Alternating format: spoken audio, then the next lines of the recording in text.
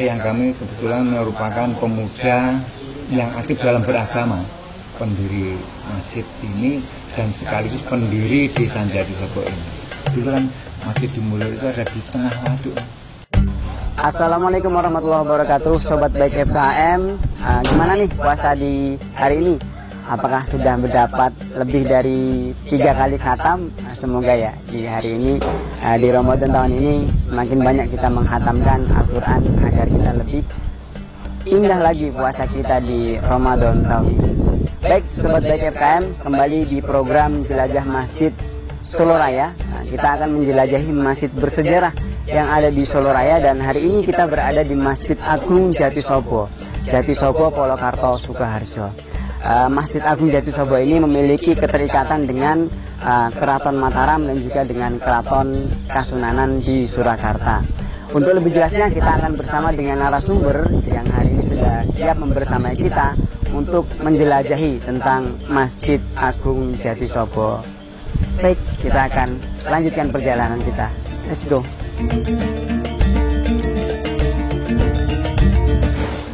Perkenalkan, saya nama Adi Harmoko. Saya di sini mulai 5 tahun yang lalu atau lebih menjadi kepengurusan Masjid Agung Jatisobo ini sebagai ketua kebetulan, dan yang menamakan kegiatan di sini untuk perjalanan, kegiatan dan sebagainya. Menurut penuturan dari bapak-bapak kami dan yang kami, masih ada hubungan juga dengan kerabat keraton, tapi yang sekeberapa kami tidak tahu. Dan posisi kami di masjid ini sekarang seperti orang umum saja, menjadi pengurus yang mengelola masjid dengan seluruh kegiatannya. Gitu. Saya itu hanya merujuk kepada cerita dan dokumen yang ada. Dokumen yang ada di masjid kami ini, di atas pintu ada prasasti yang di situ tertulis tahun 1837. Kemudian di sebelah sampingnya itu ada tahun 1325. Kami cocokkan dengan kalender yang sekarang itu. Menurut kami itu adalah kalender yang dimana adalah kalender Jawa, bukan kalender Masehi, melainkan kalender Jawa. Di situ tertulis 1837. Kalau pada saat sekarang ini tahun 1000 berapa tadi? 1956 itu dicocokkan dengan kalender Islamnya, cocok sekali. Mungkin di sini rehabnya itu tahun 1905-1904 untuk rehab Masehi. Kemudian juga salah satu yang ada di kanan kiri mihrab itu rehab yang berikutnya. Tapi pendiriannya masjid ini kita belum menemukan situs ataupun sejarah yang menunjukkan seperti itu. Bahkan dari keraton sendiri belum memberitahu kapan masjid ini dibangun, kemudian masjid ini direhab dan sebagainya. Makanya ada situs itu ada apa itu istilahnya petunjuk yang bisa kami ketahui hanya itu. Untuk sebetulnya sejarah Masjid Agung Jatisobo cukup panjang gitu. Karena dari generasi pertama pendiri masjid ini dan sekaligus pendiri Desa Jatisobo ini. Jadi yang berawal dari yang kami yang bernama, nama kecil itu Muhammad Imam yang dulu itu menurut penuturan yang kami berasal dari Desa Gumpang Kartosuro. Dari sana tuh yang kami kebetulan merupakan pemuda yang aktif dalam beragama. Nah pada itu karena di Keraton Kartosuro itu membutuhkan guru ngaji untuk membimbing para sentono yang ingin ngaji, yang Muhammad Imam itu dipanggil ke keraton kemudian untuk mengajari mengaji. Berselang waktu, menurut penaturan kembali, dulu ada yang namanya geger pecinan. Geger pecinan itu kami juga belum mengalami, cuma cerita. Ada geger Cina yang menusuk ke keraton, kemudian diserang oleh VOC itu, kemudian para Sentono dan kerabat keraton sama pindah menyebar ke berbagai tempat, termasuk yang kami yang merupakan guru ngaji itu dia pindah ke arah timur, berjalan menyusuri hutan, kemudian dia sempat menetap di yang sekarang namanya Desa Jatisari, Joho, yaitu kebetulan masih kecamatan Mojolaban. Di sana menetap, kemudian mempunyai istri. Nah, istrinya itu menurut cerita dari Gagak Sipat itu dari Kebak Keramat.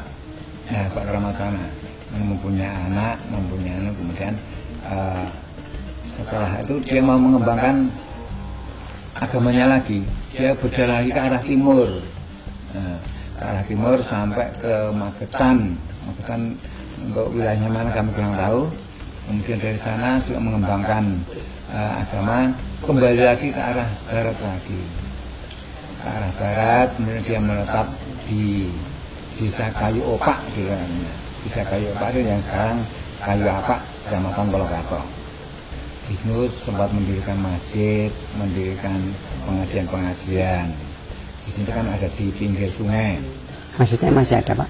Masjidnya masih ada sampai sekarang. Kebetulan masjid kayu apa yang sekarang itu dekat dengan jurang.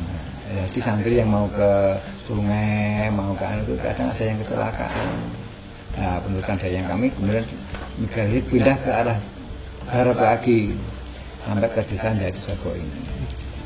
Ya, ada cerita-cerita yang bermacam-macam yang menetap di sini, mendirikan masjid, mendirikan pondok pesantren, dan muridnya banyak sekali. Juga mendirikan termasuk perekonomian, Mas. Karena Desa Jatisari ini yang kami kan merupakan istilahnya ya penasihat. Jadi dia tuh di sini dikasih keleluasaan atau kemerdekaan untuk mengelola agama, mengelola masjid, mengelola perekonomian. Nah, dulu di depan masjid ini itu merupakan pasar yang besar. Sebelum pasar yang ada, di sini merupakan pasar yang besar.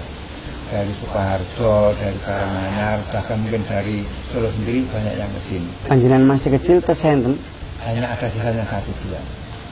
Jadi masih ada mbok bakul 1-2 orang. Dan pada waktu kecil kami, saya kan dari tahun 1965, di sini merupakan pusat batik. Ya, juragan-juragan batik di sini banyak sekali. Itu merupakan tanda bahwa di situ memelihara perekonomian juga, tidak hanya agama, tapi juga kita kembangkan ekonomi. Dan setelah itu, yang itu mendirikan di sini sampai ketemu kembali kepada kerabat keraton yang dipanggil ke keraton untuk menjadi penasihat keraton.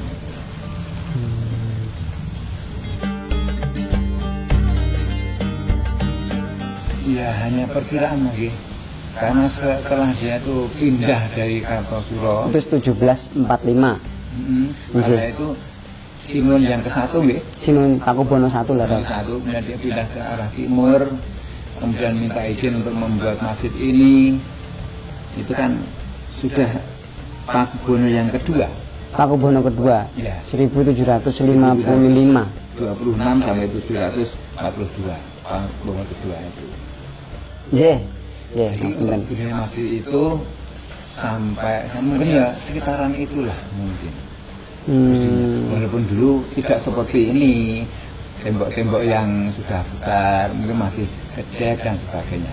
Baru mungkin Pakubono yang ke-10 atau beberapa kita kurang tahu baru dibangun seperti itu. Prasasti yang ada hanya tulisan yang katanya orang tua kami itu rehabnya tahun 1837 itu rehabnya. Jadi pendiriannya ya pasca Keraton Mataram Kartosuro itu pindah ke Solo, kemudian yang kami dipanggil. Nah seusia itu kan kita juga berjalan ya. Dari itu karena dia pada waktu di Kartosuro kan masih muda, menjadi guru, kemudian pindah ke sini kan, maksudnya ya sudah usia yang sepantaran dengan mungkin kalau enggak Pak Gubernur kedua ya ketiga, pasnya kita kurang tahu, perlu katanya di perpustakaan Keraton, tapi mau ke sana tuh tidak ada yang bisa.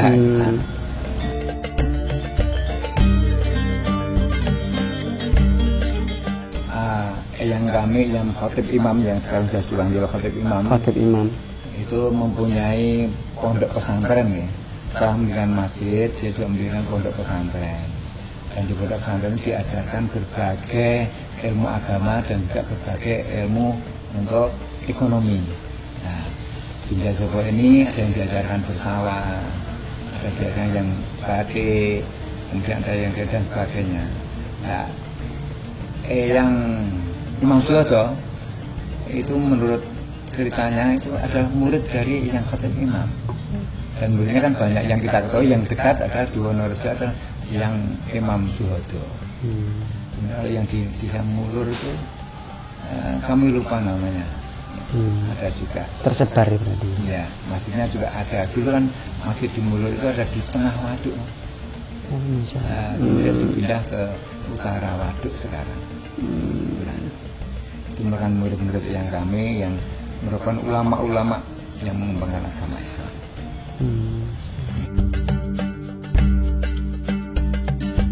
Kalau kegiatan keagamaan dan sebagainya diserahkan kepada seluruh masyarakat. Tapi kemarin pernah ada kunjungan dari keraton yang istilahnya dia itu masih mempunyai petilasan yang merupakan jalan dari keraton itu masih kemarin satu kali dikunjungi ke sini. Itu masanya siapa Pak? Baru kemarin, belum lama. Mas kemudian saya juga. Keraton Surakarta ya? Iya. Itu Kanjeng Raden Pandan saya itu siapa sih? Garamnya yang Gusti Puger itu. Nah, itu yang datang kemarin bersama kerabat keraton jumlah kurang lebih 25 sampai 30 orang.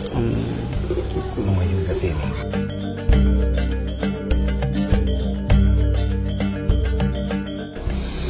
Untuk kegiatan sebenarnya sama-sama. Pada intinya masjid adalah pusat keagamaan, pusat kegiatan keagamaan.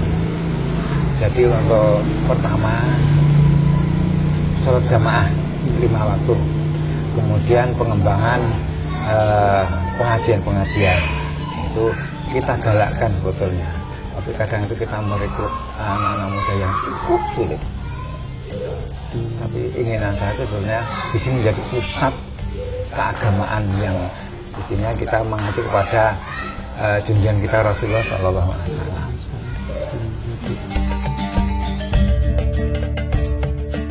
Memang pada zaman kami masih kecil itu kegiatan Ramadan terutama itu masih banyak istilahnya seperti kegiatan sholawat, menyambut Ramadan, kemudian mengisi Ramadan itu. Sebagai contoh, kalau kita mau memasuki bulan Ramadan, tarif Ramadannya apa Pak? Itu masih ada seperti kenduri gitu, istilahnya apa ya, megeng gitu. Megeng kenduri, mungkin bisa dijalan. Teknisnya kegiatannya seperti itu dari masyarakat sekitar sini, itu membuat nasi beserta lauk pauknya dibawa ke sini. Dibawa ke masjid itu, di Serambi ini. Serambi ini. Terus itu menjelang malam Ramadan yang pertama, kemudian dikasih doa baru dibagikan kembali kepada masyarakat. Dan untuk kegiatan Ramadannya pada zaman kami masih kecil, Ramadan itu sebenarnya sangat indah. Masya Allah. Iya, banyak kegiatan yang sekarang sudah tidak ada, itu sekarang masih ada. Contohnya pada waktu kita mau melakukan sholat tarawih, itu anak-anak kecil, istilahnya yang masih SD dan itu berjajar di Serambi, di depan pintu masjid ini, yang tengah kiri, ya tengah sini, itu menanti imam atau itu yang mau datang. Ya, pada saat belum datang itu, anak-anak itu disuruh bersolawat, Allahumma sholli ala sayyidina Muhammad dan sebagainya. Sekarang sudah tidak ada lagi karena mungkin perkembangan zaman dan perkembangan ilmu agama yang semakin kita tahu mana yang dipakai, mana yang tidak.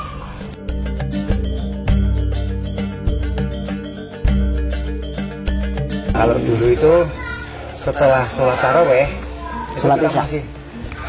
Oh, sholat taraweh langsung tadarus. Setelah sholat taraweh selesai. Habis isya langsung taraweh. Habis itu kemudian sholat baru kita duduk di serambi ini untuk tadarus. Masya Allah. Terkait dengan program Ramadan lagi Pak, kalau di beberapa masjid bersejarah yang kita selami itu ada kegiatan-kegiatan seperti menjelang malam Lailatul Qadar. Di sini ada nggak Pak untuk kegiatan-kegiatan seperti itu? Sebetulnya saya ingin sekali Mas, kegiatan itu dihidupkan. Kalau dulu ada yang namanya malam selikuran. Sama. Malam selikuran pripun Pak? Pada zaman dulu ada, tapi karena penerusnya tidak ada, sekarang untuk malam selikuran sudah tidak ada lagi. Kalau malam selikuran dulu yang dijalankan, yang disajikan apa Pak? Atau bentuknya apa? Simbol-simbol dari para ulama terdahulu itu? Ulama terdahulu itu seperti sholawatan malam itu. Jadi pada malam selikuran itu tadarusan, kemudian membaca salawat sampai malam, kemudian kita makankan bersama. Pada saat itu, tapi sekarang generasi sudah tidak ada lagi.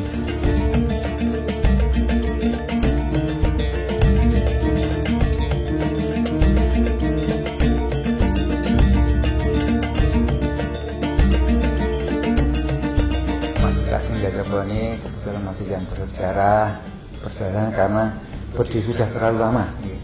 Kita bisa melihat dari bangunan-bangunan yang ada, kemudian dari apa yang kita ketahui sekarang ini. Yang pertama ini kita melihat mimbar ini. Mimbar ini dari saya kecil sampai sekarang seperti ini, cuma kita diubah di ukiran-ukirannya ya seperti ini. Dulu tidak berukir, belum dipelitur, sekarang sudah dikasih pelitur dan diukir. Di mimbar ini ada 2 tombak ini. Ya. Dulu kalau para muadzin setelah khatib itu berdiri di atas mimbar, tombaknya dipakai di sini. Saya katakan dulu ya. Monggo Pak. Di sini memang seperti ini. Dia azan. Kan 2 orang. Yang satunya azan, nanti yang di sininya pada saat khatib itu turun pada khutbah kedua itu dia bersolawat dulu, membuat seperti ini. Nah, sampai selesai ini dikembalikan kembali. Posisinya seperti panjenengan iki wau. Di sini. Di sana. Pada yang kami masih seperti itu, kemudian turun dari itu sudah tidak ada. Walaupun barangnya masih ada, tapi sekarang sudah tidak digunakan lagi.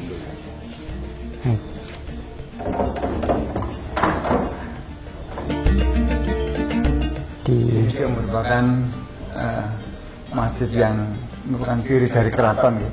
Ada bentuk seperti ini, ada tulisan-tulisan yang di sini itu ada Abu Bakar, Umar, di sana Utsman, Ali, dan terlalu juga tahun-tahun pembuatannya ini mestinya, bukan pendirian tapi pembuatan situs-situs yang seperti ini di kanan kiri.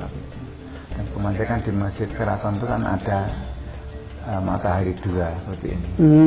Allah Muhammad dan seperti ini. Dan juga tiang-tiang ini kan berjumlah, tiang utama ada 4. Tiang utama 4.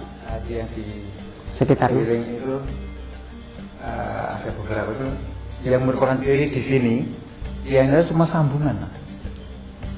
Sambungan. Jadi tiang ini kan kalau ini utuh di depan ini sama di sana utuh, tapi untuk di sebelah sini pinggir-pinggir itu semua bersambung. Ini juga sambungan Pak. Oh berarti yang utama nih, yang utuh nih. Ini cuma yang utama. Oh ngaten. Yang di pinggir-pinggir itu semua sambung. Kenapa itu Pak? Katanya dulu ya karena mungkin di sini itu kekurangan kayu, kita masih mengambil dari keraton.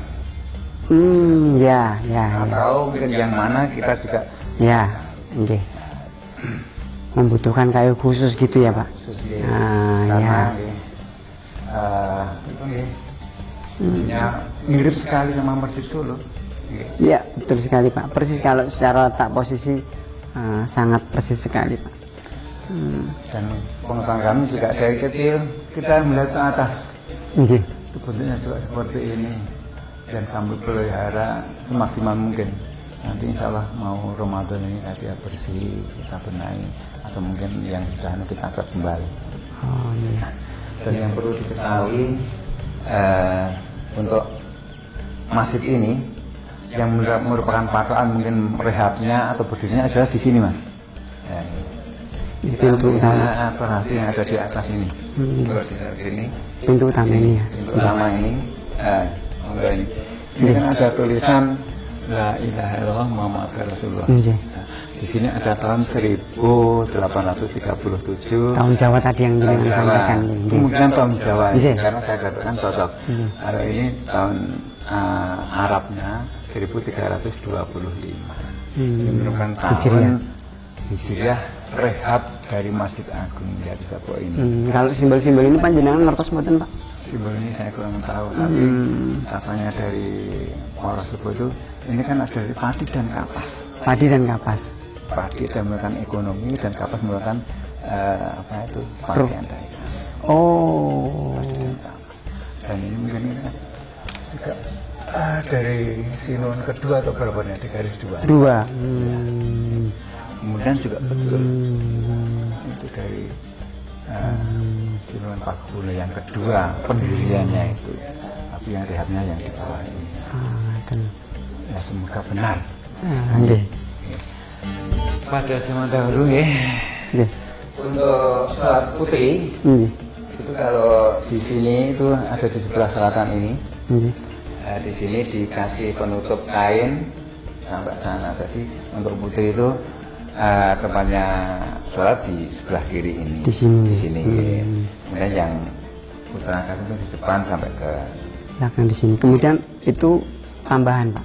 Kalau yang selatan dan itu tambahan baru tahun berapa 90 berapa itu. Oh, berarti untuk keputerannya di sini melalui pintu yang ketiga ini. Bangunan utama pintunya cuma 3 ini. Oke, 3 ini. Cuma 3. Untuk yang lainnya juga tidak ada. Oke. Kalau cat hanya di rubah-rubah. Oh gitu ya. Dari dulu juga warnanya gini Pak. Kalau panjenengan dari. Iya. Tapi kalau yang ini baru-baru saja juga. Kalau dulu serah ya. Oh gitu.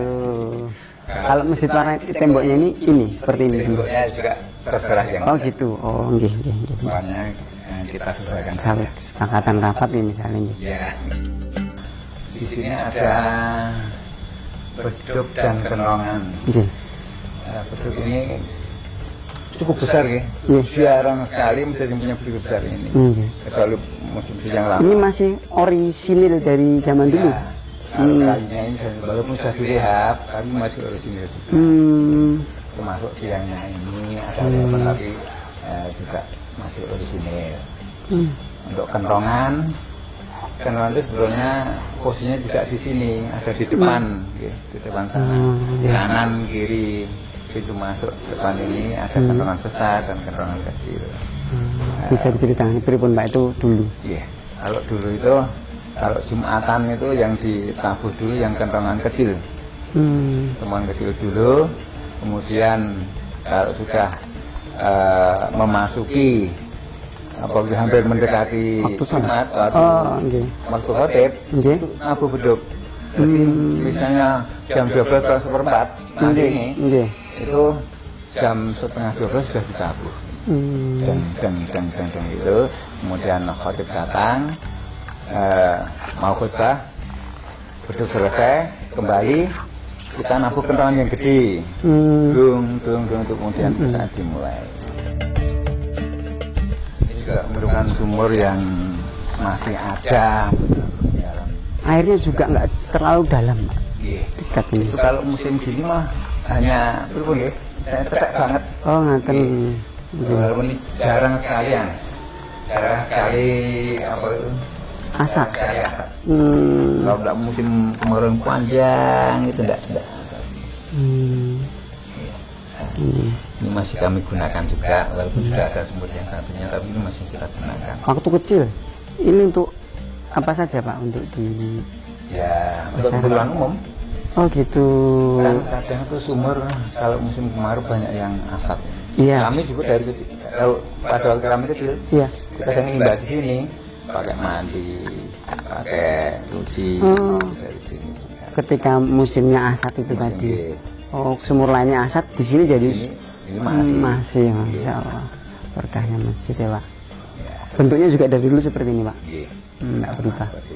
Dan saya pernah turun sana dalam kaki. Nggih. Pada zaman dahulu itu ada sumur ini. Nggih. Kemudian sebelum ada Bangunan ini. seperti ini, Nggih. di tempat ini ada gelombang. Di tempat sini, di sini. Di sini. Di sini Pak. Di sini kira-kira itu kan mepet agak selatan. Ya, agak selatan. Agak ke sana. Itu fungsinya kemudian air mungkin dulu ya untuk menampung air pada waktu belum ada sumur ini. Ini Mbak juga Pak dari sini dimasukkan ke Enggak, katanya dulu dari sungai Mas. untuk belumbangnya ini. Iya. Itu kan sungainya cukup dekat dari sana tuh. Sampai sana tuh ada sungai yang namanya Sungai Santri. Jadi para santri itu kalau mandi ke sungai sana. Sungai Santri. Kalau sekarang jadi apa namanya sungai ini Pak?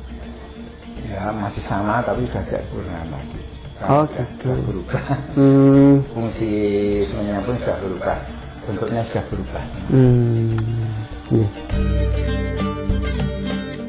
Peninggalan yang kami yaitu berupa makam nih.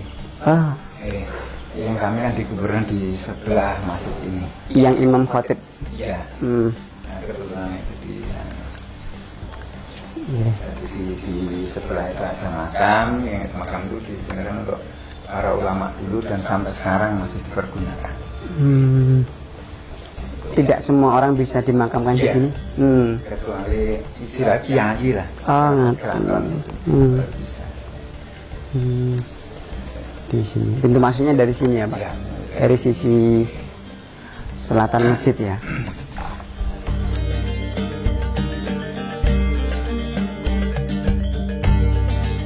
Dulu itu kan di sini paling utara nih, tembok ini. Ini ada tembok seperti itu. Iya. Yang tingginya juga segini. Iya. Kemudian di sebelah situ itu ada tugu istiwa setinggi segini. Nah, di tengah-tengah itu ada plat kuningan itu sebesar kira-kira sepanjang 20-an cm sampai 25 cm. Di tengah-tengah itu ada pipa kuningan juga yang merupakan jam istiwa. Itu ada garis-garis yang menunjukkan Waktu sholat. masuk waktunya sholat. Masih panjenengan kecil masih digunakan itu Pak? Masih. Pada waktu kami SD itu tahun 7 bulan 5 itu masih. Terkait dengan kondisi depan ini ada perubahan seperti apa Pak? Kalau perubahannya tidak terlalu menyolok, cuma dulu ada pasar yang ramai, kemudian karena perkembangan zaman dan perkembangan ekonomi, di sini pasarnya sudah hilang. Dan untuk pohon-pohon yang gede ini sudah dulu seperti itu. Seperti ini. Ini ada pohon Tanjung 2, di selatan itu ada sawo Manilo, orang bilang, atau sawo kecil orang. Oh Mas, tapi sudah tidak ada sawahnya? Sudah ada di selatan Tanjung yang selatan tuh. Iya. Nah itu ada dua pohon yang besar dan tinggi. Waktu itu kami juga penekan. Oh gitu. Karena masih bisa dimanfaatkan buahnya itu kan sebesar jempol kaki. Itu ditebang kenapa Pak?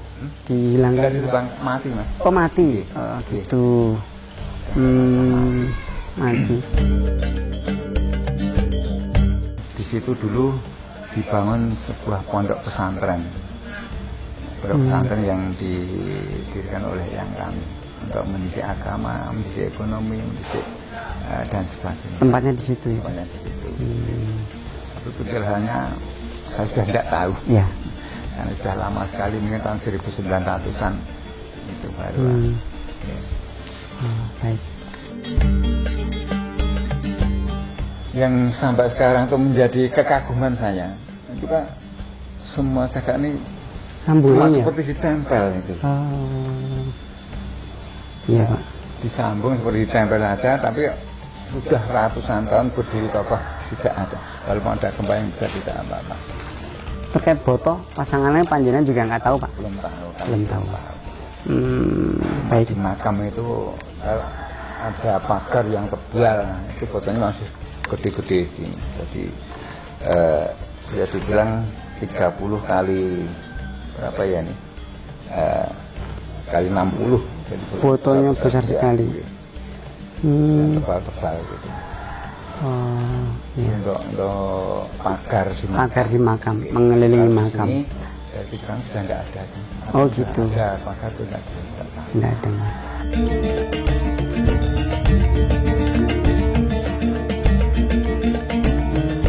Masjid Jatisobo Polokarto, ya. Ini sebetulnya memiliki pertalian historis dengan 3 masjid tertua yang berdirinya juga dalam masa yang berdekatan. Jadi Masjid Jami Kayu Apak, ya, kemudian Masjid Agung Jatisobo dan Masjid Agung Imam Syuhodo Wonorejo. Ya, 3 masjid ini berdiri sekitar tahun 1800-an. Yang unik adalah masjid ini juga merupakan masjid yang dahulu, ya, mereka itu meminta izin kepada Pakubuwono ketiga dan keempat untuk mendirikan masjid. Ya. Walaupun kita tidak menyebutnya masjid swasta, karena memang yang mendirikan itu, ya, adalah para kiai di sana. Gitu. Nah, jadi kita mungkin mengenal dengan para pendirinya, ya. Salah satunya yaitu Imam Syuhodo. Kiai Imam Syuhodo yang kemudian mendirikan Masjid Agung Syuhodo, ya, Masjid Agung Syuhodo itu. Nah, ini. Nah, pendirian ini menjadi menarik, maka sampai sekarang kita bisa melihat ada prasasti di pintu masjid, khususnya di Masjid Agung Jatisobo, berdirinya itu pada tahun 1837. 1837, ya. Meskipun saya belum mendapatkan satu literatur khusus gitu, tapi mungkin kita bisa tarik ada nilai historis di sini. Di tahun-tahun itu 1830 ini masa-masa konflik perang Jawa yang digelarakan oleh Pangeran Diponegoro gitu. Ya, bagaimana yang kita ketahui, perang ini berakhir dengan kekalahan Diponegoro. Ya, ada satu buku yang membahas tentang jejak laskar Diponegoro gitu, ya. Nah, jadi itulah yang kemudian berdiri sampai kemudian disahkan oleh pihak keraton dan kemudian menjadi salah satu masjid yang sekarang masuk sebagai masjid cagar budaya.